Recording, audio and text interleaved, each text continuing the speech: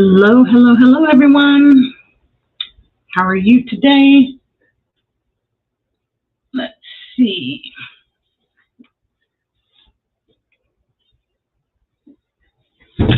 We have Jerry from Butler Family Farm. Hello. And Paul is here. I'm going to give this a few minutes for people to show up before we start our topic for today. I think this would be a fun one.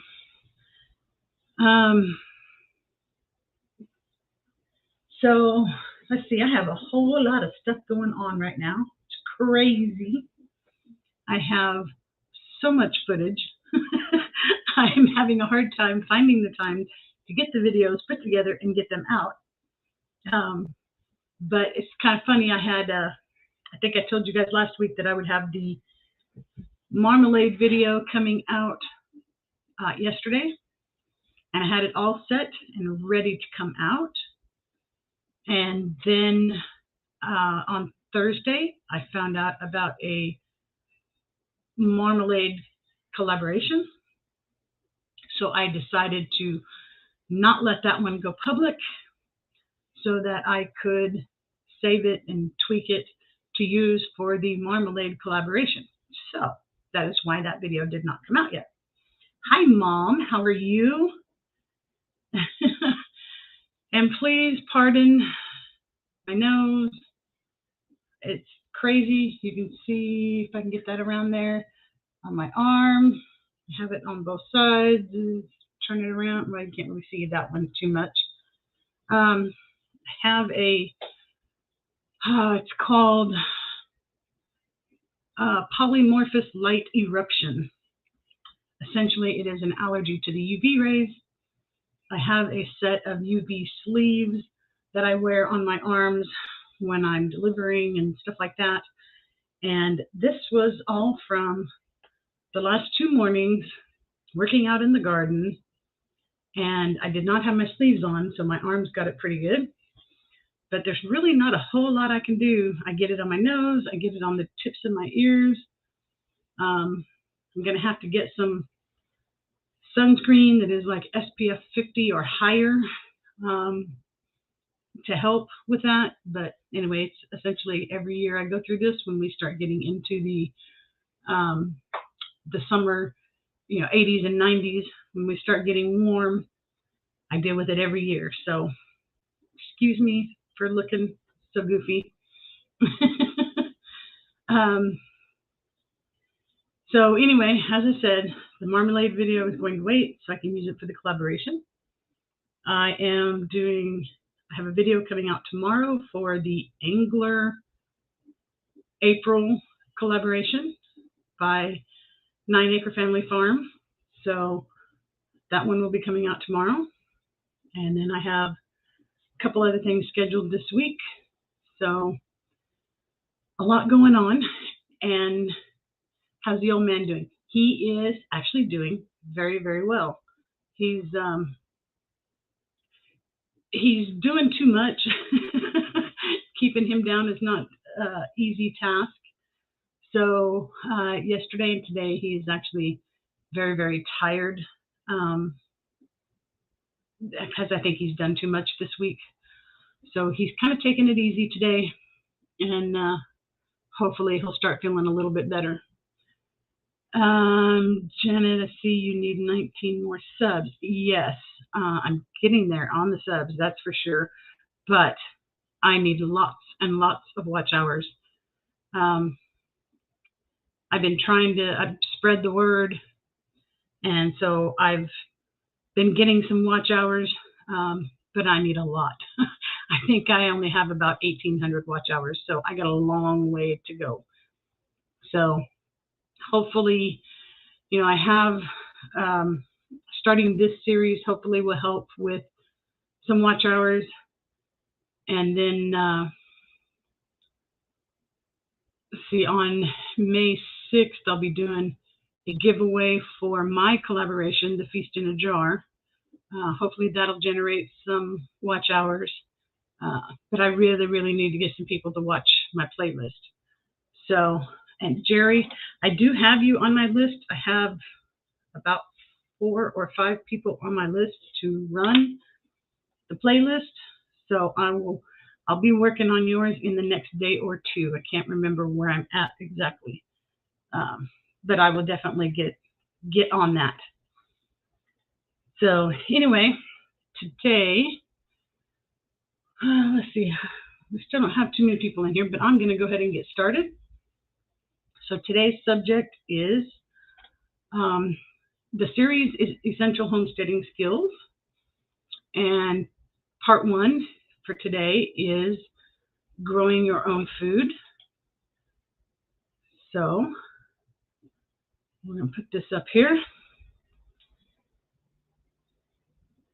Now, growing your own food, we all start thinking the large garden spaces and stuff, but there's actually a whole lot more to it than that. So the idea is, let me switch over here. Let's talk about some of the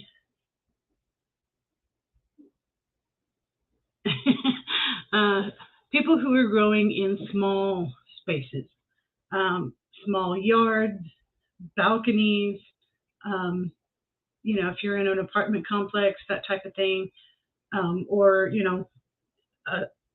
in a neighborhood where you have, a third of an acre plot or something like that, there's still a lot you can do in a small space. So one of the things you can do is you can start a kitchen herb garden. And this can be anything from planters like this that you can hang in your kitchen, your dining room, in front of a window, that type of thing. But you can also, put pots, or there's all kinds of neat little containers and different ways you can do it, but put them in the windowsills, in your kitchen, in your dining room, wherever you can put them, so that you can grow something. And if you have those in your kitchen like that, it's very handy when you need, a little bit of basil or a little bit of mint or whatever it might be, to just pick it off your plant and you have fresh herbs to work with. What about planter boxes and pots? This would be more like if you have balcony or smaller spaces, or if you have a rental property where you can't really mess up the lawn or anything, find ways to use the block boxes and pots to your advantage, or even things that can hang, on a fence or on the side of your house, or, using gutters, recycling gutters for strawberry planters and things like that. You can get creative. There's all kinds of ways to fill in spaces to find a way to grow something. What about a community garden? A lot of places now have community gardens where you can, rent a plot for the year, grow some food. You have your plot that you take care of. You do the watering and you do the picking and all that stuff. And it's a good way to have a little bit more space that you can grow something in if you can't do it at your house. The only thing I can promise, play someone I'm in bed. I rarely have time to watch all the videos for the lives I'm on. Yeah, I'm in the same boat, Paul. I understand completely. That's what I usually end up doing is I have my computer here that I have my phone, I have an iPad, and I have my computer. And I usually try and set something up on each one and let it run at night while I'm sleeping, so that I'm getting the watch hours for whichever channels I'm trying to run for. So anyway, so look into community gardens in your area. What about if you do have some lawn space? Is there something that you can do to turn it into more of an edible space instead of grass? You can do something simple like this, or you can just, you can actually set up some structured areas throw some lettuce seeds out, whatever you need to do. But, grass is just grass. It's not really helping us to sustain us. So if you can change it to something that will actually grow food, it's definitely something to look into.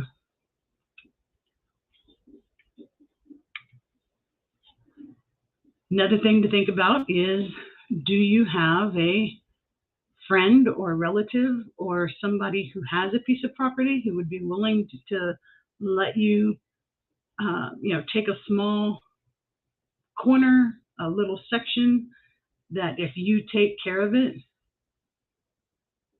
That's true, Jerry. Grass does feed cattle, but we're talking about people with small spaces who don't have space for cattle. So, anyway, if you have a friend or a relative who has a space, we'll let you carve out a little spot where you can make a garden, and as long as you're the one who comes and takes care of it, they don't have to do anything. But it's a way to find some space to plant some food.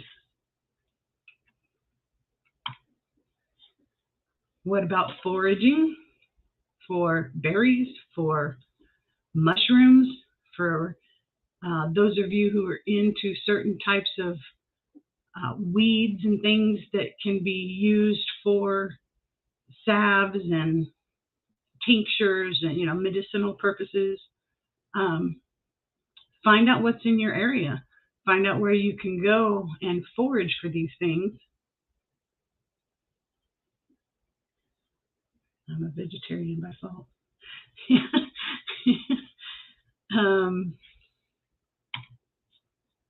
And I think the last thing on the list for smaller space gardening, it's not really gardening, but find places where you can source the items that you want. Maybe you can barter with other people. Maybe you can grow certain things and somebody else can grow something different that you can't.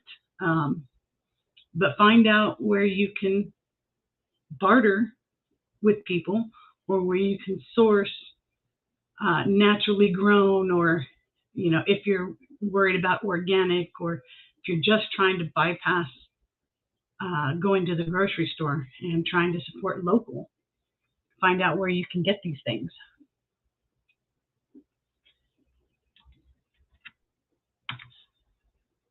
All right, so now we're going to talk a little bit more about people who actually have a little bit of space, a little bit of acreage maybe. We are all far away from people that would like to plant. Yeah, not everybody is. I mean, if you would like lots of room. Yeah, I mean, it's if you're talking about trying to find places where you can use someone else's property or that type of thing.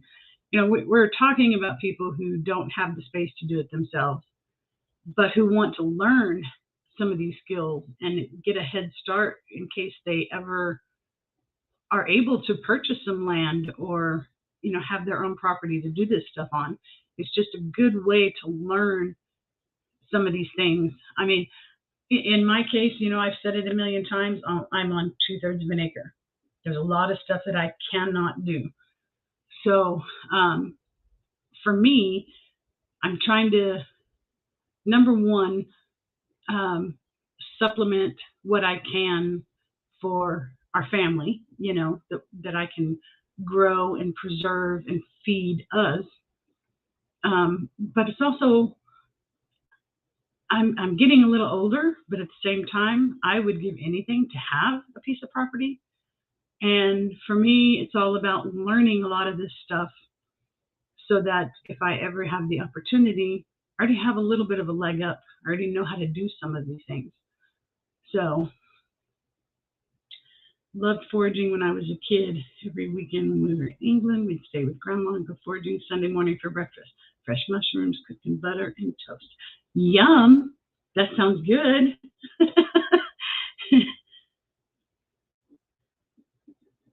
So anyway, first we have the obvious, in-ground garden, you till your area, hopefully for the first time, and don't do it again. I'm a big proponent of no tilling if you don't have to.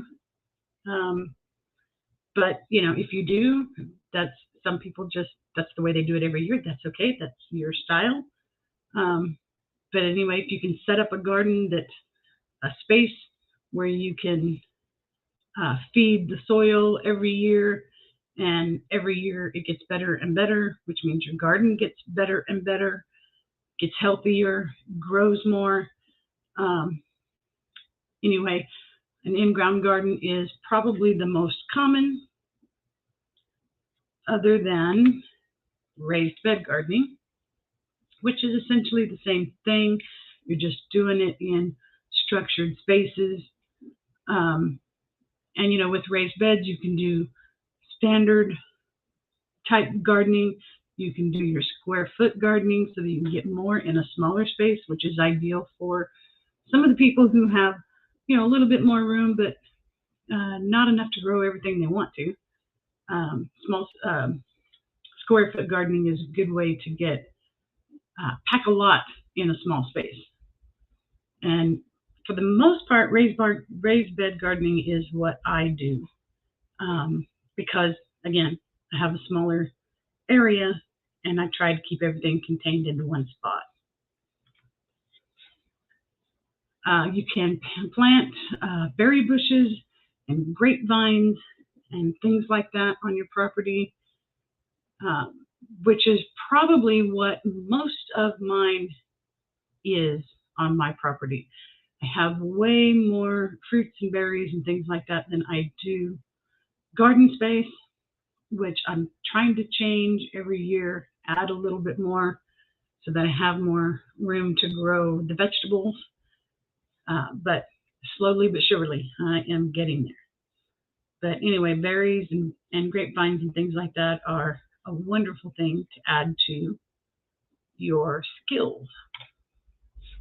And then I kind of touched on it a little bit. Fruit trees, nut trees, citrus trees. We've talked about it before. I have lots of citrus. I have 3 different kinds of nuts and have a lot of fruit trees. And it sure is nice to have the fresh fruit to eat during the season, but also being able to preserve it for things throughout the year. There's nothing better than being able to, in December, pull out a jar of my home canned apple pie filling from the apples from our tree and make an apple pie. It's wonderful to be able to do that. So, Janet, you say you prefer not to till your garden. My relations, that way always grew tilled for the first 5 years and then stopped.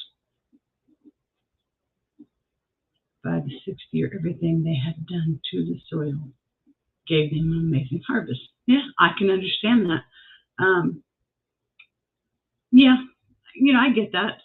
But I am a proponent of getting it set up once, and then year after year you add your, organic matter, whether you're layering it or however you're doing it, whether it's chop and drop type things, mulch, compost, whatever you need to do to continually putting some of those nutrients and stuff back into the soil. Otherwise, you just keep taking it out. Now, in my case, I think a big reason I prefer the no-tilling and why I've kind of gone to the raised beds is because being in a neighborhood, in a confined space with lots of other people's trees and bushes and grasses and weeds and all that kind of stuff that get carried into our yard, especially from the birds and stuff, I have a problem with weed control sometimes, and grass. It just keeps coming back no matter what I do. And I understand that's part of gardening. It's always going to be there. But I get an awful lot of stuff that blows in from other people's properties. And seems like if you get all that in your soil, every time you till it, or in my case anyway, every time I have tried to till it or mix it up or whatever, all I'm doing is bringing more and more of those dormant seeds back up to the surface, and then it's worse than it was last year. So I have started, for instance, this year, my raised beds, we did add the second cinder block high because I use cinder blocks for my bed, something permanent. I don't have to worry about rotting wood and things like that because I'm getting too old to keep replacing this stuff. So we've gone one cinder block high, two cinder blocks high now on a couple of the beds. And for me, I layered the cardboard on top of what was already there, and then put some of the mulch that came from the tree we had cut down in the front. The tree company mulched it up, and they were going to haul it off, and I asked them if they could just drop it in my driveway, and they did. So I put a layer of that in, and then I put a layer of the compost from my compost pile on top of that, and then my soil that I have ordered is going to be delivered tomorrow. No, Monday. It will be delivered on Monday. So then and this is a grow mix bulk. Has, part topsoil, part compost, whatever it is. Anyway, it's a grow mix. So they will be bringing that on Monday, and that will go on the very top.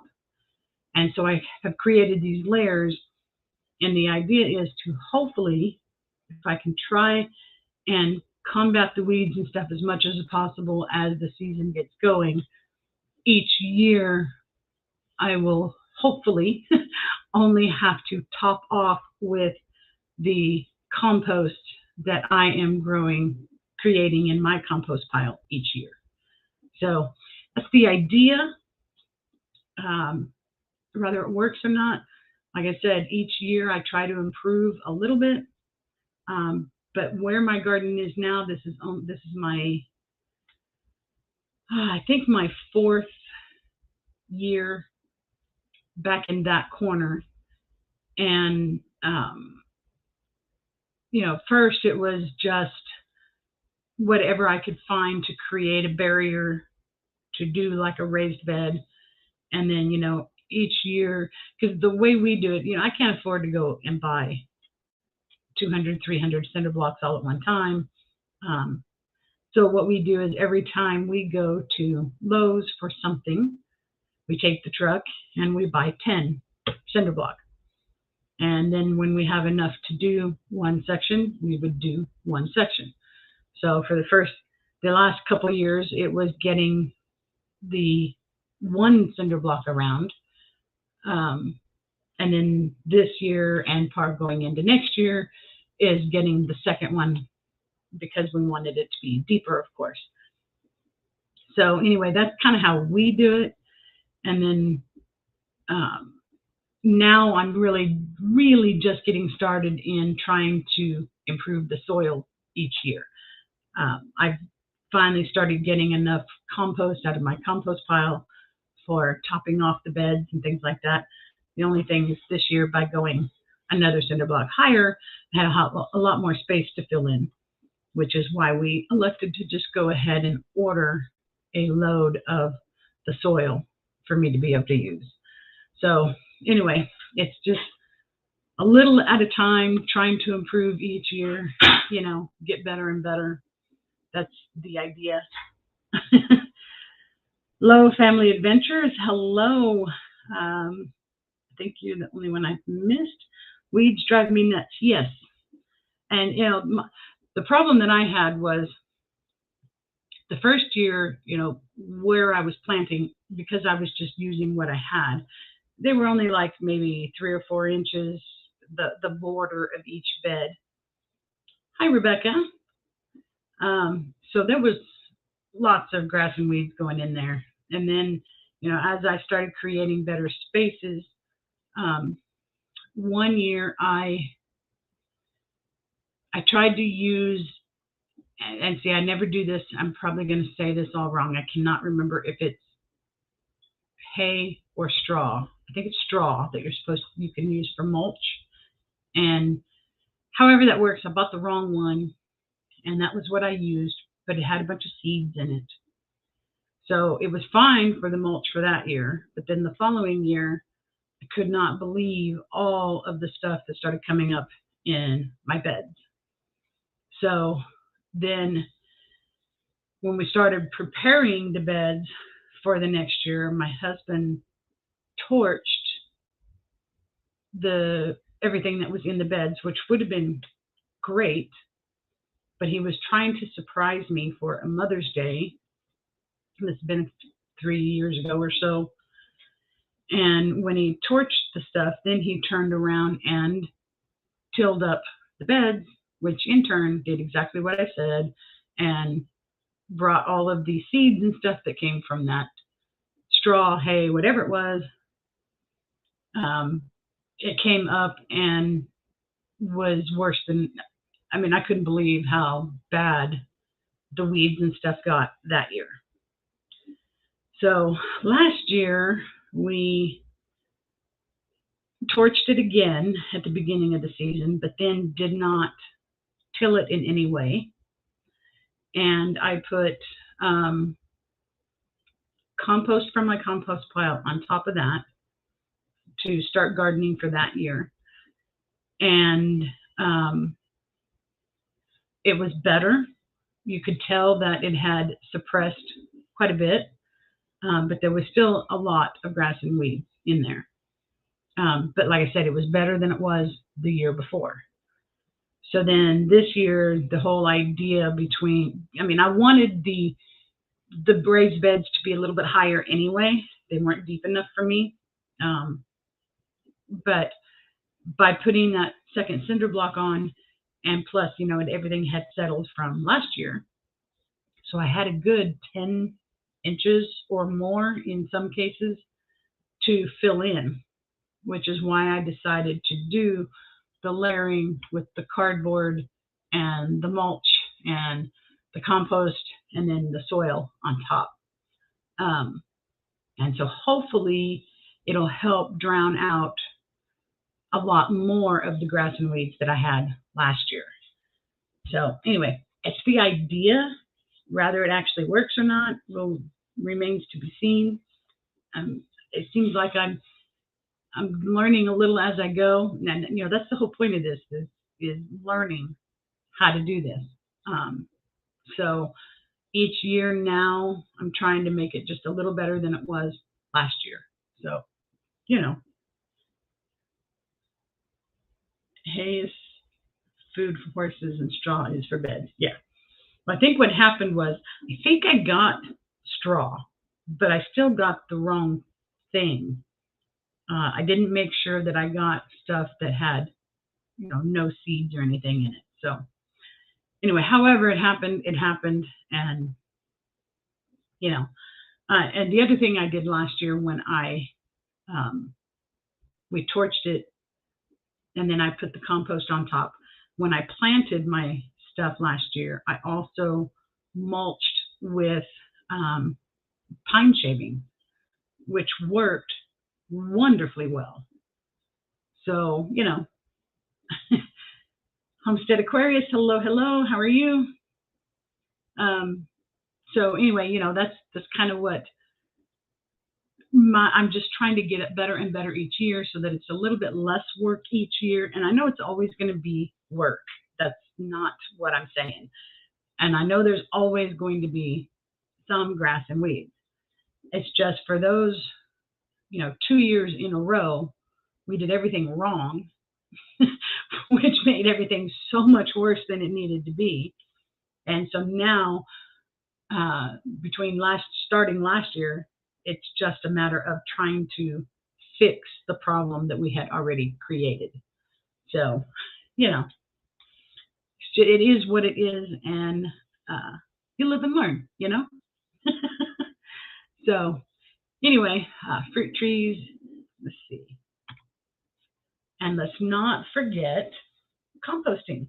that is a big, big part of growing your own food, is creating your own compost. Like I said, the whole idea for me is to get to the point where with my raised beds, each year, all I have to do is, I would like to, at the end of the season, make sure I get everything pulled up, leave the stuff that maybe I want to leave or needs to be left or whatever. Gardening warrior, hello. Very hungry 11-year-old. But anyway, I forgot what I was saying. Oh, at the end of the season, if I can get everything pulled up that needs to be pulled up, and or chop and drop if that's what it is, whatever the case may be. But then to cover the beds and leave them covered until I'm ready to use them again. And hopefully all I have to do is uncover them, top them off with some compost, and I'm ready to start planting the next year. So that's the idea. And so that's why growing your own compost is a good way to not have to spend money year after year just for topping off your beds. Because, as that stuff, you're using the nutrients and stuff out of the soil. Stuff is constantly breaking down. And as it does, the beds every year inevitably will settle some.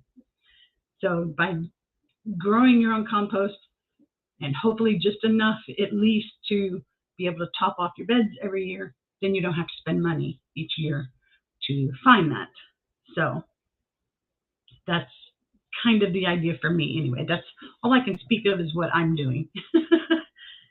And so I think that is it for what we had going on there. Some of you missed all the stuff. Now, a couple other things that I thought about after I had put the PowerPoint together. Another essential step in learning to grow your own food is learning how to save seeds from year to year, which is kind of the step that I'm at also right now. Is I'm trying to get to the point where I don't have to buy a bunch of seeds every year. So when I have something that works well, grows well in my area, grows well in my soil, produces well, we like it, all of that, I want to be able to save the seeds to plant for the next year. And that's, it's part of sustainability. It's part of being able to not have to spend a bunch of money every year.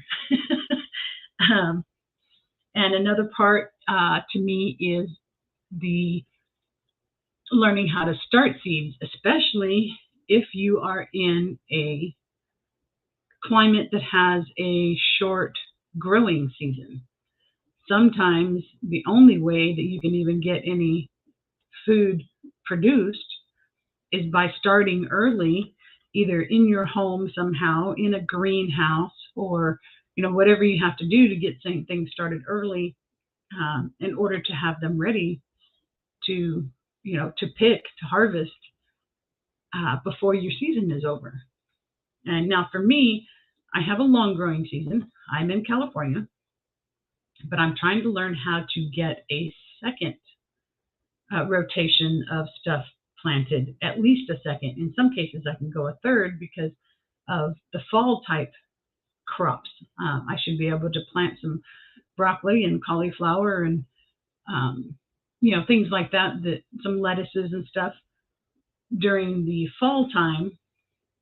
So I can maybe even sometimes get a third production out of the same gardening space. So I started seeds in the greenhouse this year fairly early, and then we had weird weather, so I didn't even get them out as soon as I wanted to get them out. I actually have taken all of my starter trays out to the garden today, out of the greenhouse, and they're just sitting on the table that I have out in the garden because, as I said, my soil is going to be dropped off on Monday. So I am ready to start getting the soil put in and stuff in the ground. And I know that this is April, But in my case, because of where I am, typically I can get things in the ground somewhere between the middle of February and the middle of March. But we had our strange weather this year. We've had after rain, which we never get. And so I'm actually about a month or more late from where I usually am. Growing your own food can save you money and enrich your own life, maybe even save it. Yes, that is very true. Very true. And up potting, yes, that's another thing. Being able to, that's kind of, I had to do that with a couple of items where I had to up pot into bigger pots because of the weather wasn't cooperating. But I actually did get, it's my snap peas and some green beans and things like that that were all in the same tray. They got to where they were 18 inches tall. And I finally, last weekend, got one bed ready where I could at least get the beans in the ground because they were getting way too big for the pots. So anyway, and then another thing is make sure, if all you're doing right now, especially, is learning, preparing, trying to, get yourself ready, whatever, and you haven't really taken that step yet. Even if you have taken the step, make sure you learn all you can about the items that you want to grow. So, like in my case, my tomatoes grow well. I do great with tomatoes. I do great with squash. I do great with a lot of things. But one thing that, well, two things actually for me that I have a hard time with is peppers. They grow and I get some peppers, but not like I should. And then I have a little bit of a problem with the beans and peas. So I'm trying to focus a little bit this year on what I need to do for the peppers and the beans and peas, so that I'm trying to learn everything I can about them. What do I need to do different for their soil? What's different about them for the sunlight, for the watering, for fertilizing, for, what is it that I'm doing or not doing that would be different for those plants than what I'm already doing for everything else. So as I said, if you can just learn all you can about the things that you want to grow and, pick one item. For me, it was two this year, but pick one thing that you've not been great at. Or if you haven't even started yet, have your list of items that you think you might want to grow and pick one thing and learn all you can about that one thing. You wouldn't believe the notes like this that I have all over from taking notes when I'm trying to learn all this stuff. So sometimes it's just a matter of preparing yourself, learning all you can before you take the leap or, make the step, whatever you need to do. But growing your own food, even if it's just a small amount. I used to watch Justin Rhodes all the time. His main thing that he says all the time is just start somewhere and just do something. Whatever that something may be, do something. Even like I said, if you're in an apartment, grow some herbs in your windowsill. Put a planter box on your balcony. Whatever you can do to start learning some of these skills. I'm fairly new to all this. I'm really just getting into the gardening and the, canning and dehydrating and some of these things, really getting into them more so. I've done them before, but I never really kind of made it my lifestyle, I guess you could say. And that is the one thing I'm trying to learn how to do, one step at a time, is not let anything go to waste. Find a way to use everything. And that's where I'm at. So anyway, that is it for growing your own food for this episode, I guess you could call it, part one. Next week is part two, which will be learning to preserve your own food. So once you've learned how to grow this stuff, now what do you do with it? And what are the different ways that you can do? So I don't want to talk too much about that. It'll be part of next week's episode. But anyway, that is next week. So let's see.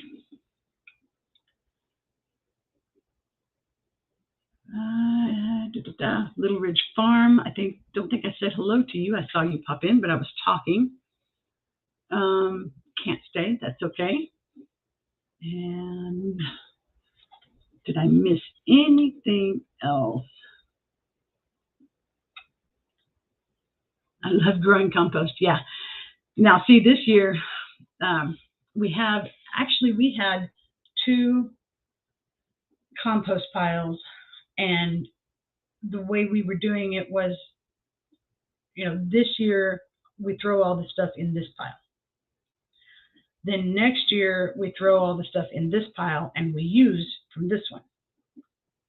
And so the problem is this year we had to kind of change our fence area where we had that. We had to eliminate one of the piles. I got all of the compost that I could out of that, topping off some of my beds. And then Cindy Squirrel, hello. And anyway, so when we had that tree cut down in the front, and they mulched all the stuff for me and then dropped it for me, it was a massive pile. And we've been using it we've mulched around some of the fruit trees and stuff in the front yard. I used some of it for a layer in the garden beds. And then I put the rest of it into the existing compost pile. So I put that in there. I will be cleaning out the chicken coop sometime in the next few weeks. I like to just get everything out of there that I can, throw it on the compost pile so that it's starting fresh each year. And then when my husband mows the yard and stuff, we try and throw some of the green grass and stuff like that in there, as long as it's not the area that's full of, stickers or whatever. Anyway, we try and throw that in there. We throw some food scraps in there, not a lot, but because, I have chickens, they will usually eat most of the food scraps. But we try and throw some things in there.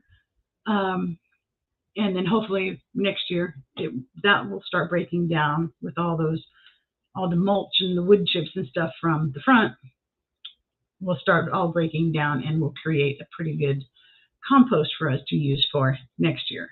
So, and then I imagine, at the beginning, either at the end of this year or the beginning of next season, I'll have to figure out where I'm going to do the second pile, because it seems to work really well for me to have the two, the one that I'm using and the one that I'm creating for next year.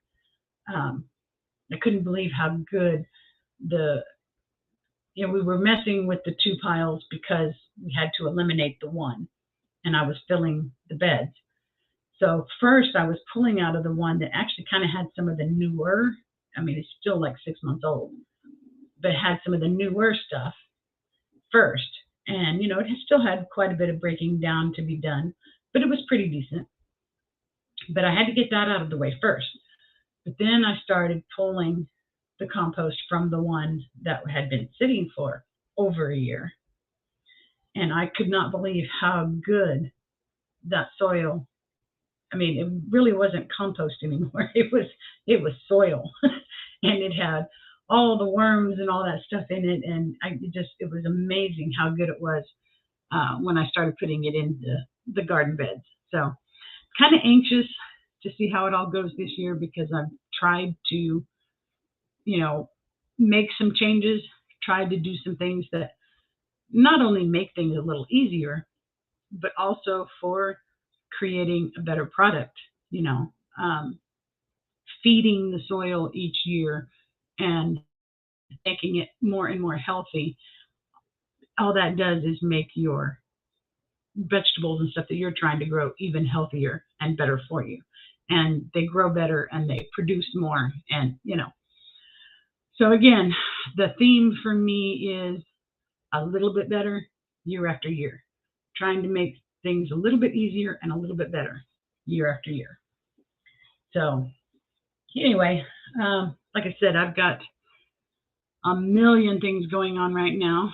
I'm trying to get the garden ready because the soil is being dropped off on Monday. So I have some starts that really need to go in the ground. So right off the bat, I'll be trying to get those, at least the ones that are ready, the garden beds, get those topped off with the soil so that I can get some stuff in the ground, because I'm ready to get it going. And again, I still have footage from, I have the lemons, I have juicing the oranges, it's crazy how much stuff I have on film that I need to get into videos and get them posted. I'm trying to post 3 times a week. My availability for editing doesn't always allow me to do that. The idea is hopefully Monday, Wednesday, Friday, then I do my live on Saturday. And that's mostly just because I have that much stuff going on that it's really easy to get 2 or 3 weeks ahead, even posting 3 times a week.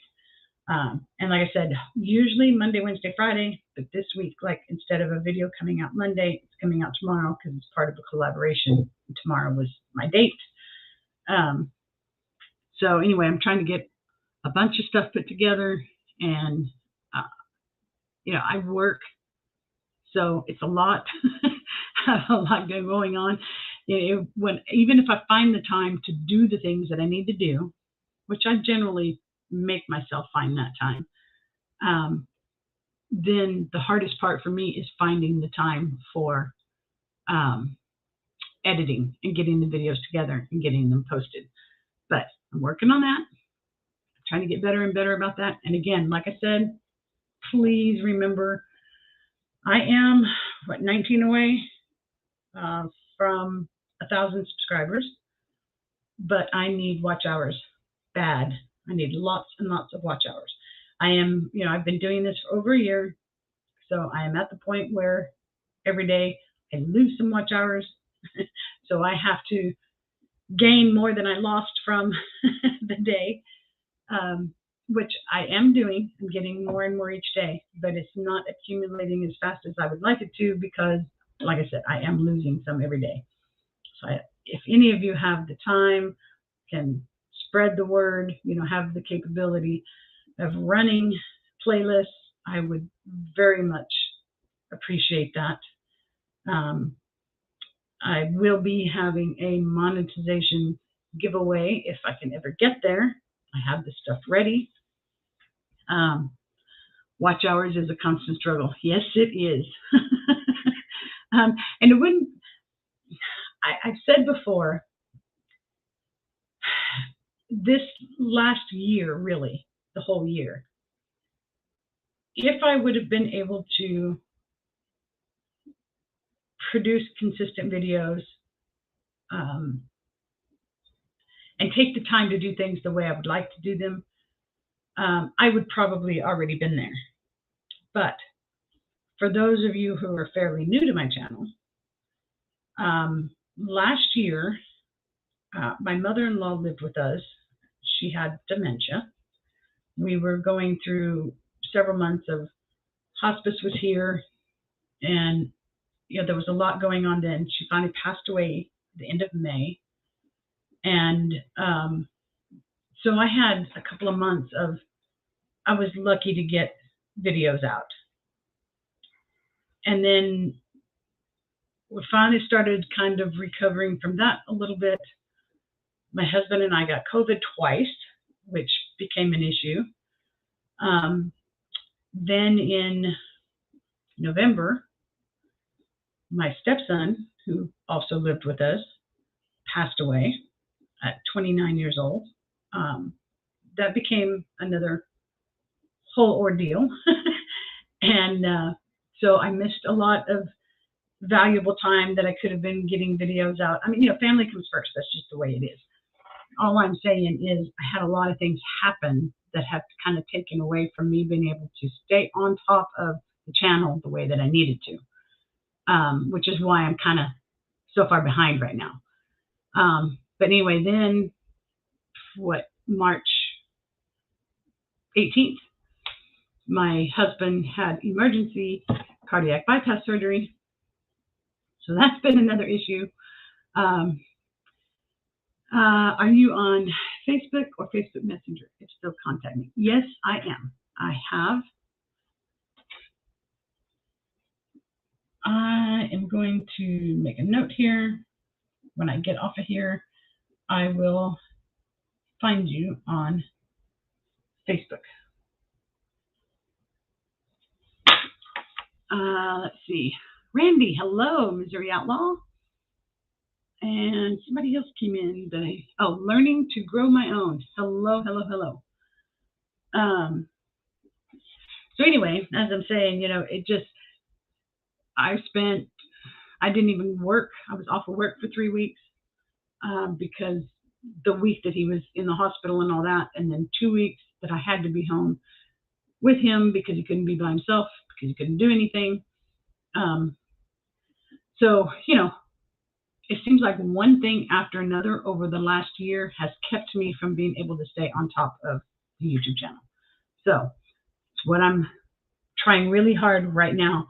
I've made myself a schedule, and I know I have to be flexible on that, but I have to do something to try and get a little more consistent, get some more videos out there, and get, because like I said, now I'm at the point where I'm losing watch hours, and I'm trying to make up for that and get ahead. So it is what it is, but I will get there.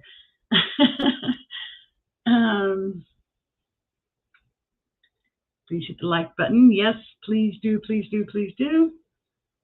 All right, so as I said, next week will be the part 2, which is learning to preserve your own food. The following week will be a break in the series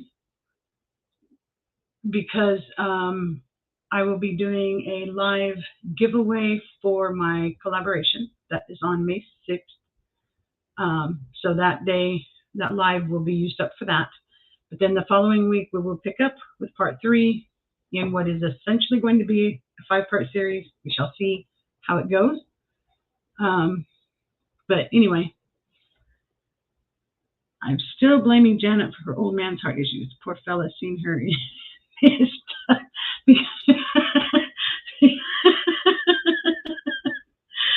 Paul, thanks a lot.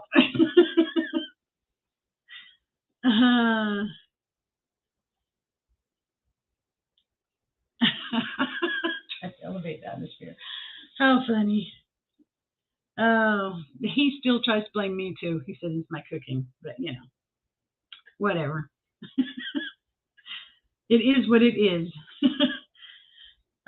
Anyway, so that's what's going on as far as the lives go. Like I said, I have a lot of footage I'm working on, trying to get some of it done, ready this week, get some scheduled out videos ready to go, all that fun stuff. I have a million collaborations. I finally had to. Well, this is my April schedule, which is almost done. But anyway, I have that collaboration tomorrow video for Angler April coming out. Next week, I have the one for the Nostalgic Meals coming out. But then I've got, Marmalade May is coming out, which is why I stopped the marmalade video from posting because I'm going to use it for that. We have, Jam It Up June. We have spring salads. We have Jar It Up July. There's just so much taking part in. I'm also in the global gardening and homesteading community. Hashtag gardening homesteading skills, I think it is. Global gardening homesteading skills, whatever it is. Anyway, I have it written down. And so I have that going on. And then, like I said, lots and lots of footage, lots of stuff coming out. Trying to definitely be more consistent in getting videos posted. If I can't get 3, I'm always going to try and at least get the 2 out. So you're watching for those. And again, anybody who can run my playlist, I very much would appreciate that. I need to get the watch hours going. You're cooking. Oh, hell no. You tell him he's lucky. He's a lucky shit to have such a fine cookout. Oops. April showers bring May flowers. What does May bring? Huh. It's a good question. For me, I guess May brings lots and lots of blooms. I guess it would be. You will do great this year, Janet. Many collabs will help you. Yes. Yeah. I've done quite a few. I mean, not quite a few, but I did my very first collaboration in September. And it seems like I've done at least 1 a month since then, a couple of times 2. So it's getting there. I do appreciate all of you guys who came in, took the time to watch, took the time to comment. Some new faces in here. Missouri Outlaw's been here before. Homestead Aquarius has not, I don't believe, been in my lives before, so I appreciate you stopping by. But anyway, that will be Pilgrims. That's funny. May brings 8. Yes, it does. We are in the 80s pretty much all week, and I think 90 degrees on Thursday. So we get a couple of weeks of what feels like spring. We go from winter to just a couple of weeks of spring, and then all of a sudden it's so hot you can't do anything. So gardening, homesteading skills. Yes, thank you. I couldn't remember exactly. I've been looking at so many different collaboration things going on. Anyway, that's it for today. I hope I see all of you guys back here next week. Spread the word. Get more people to show up. I think it's a pretty good series. And again, about 5 parts total. So have a great weekend, everybody. Stay safe. And I hope I see you guys next week. Thank you.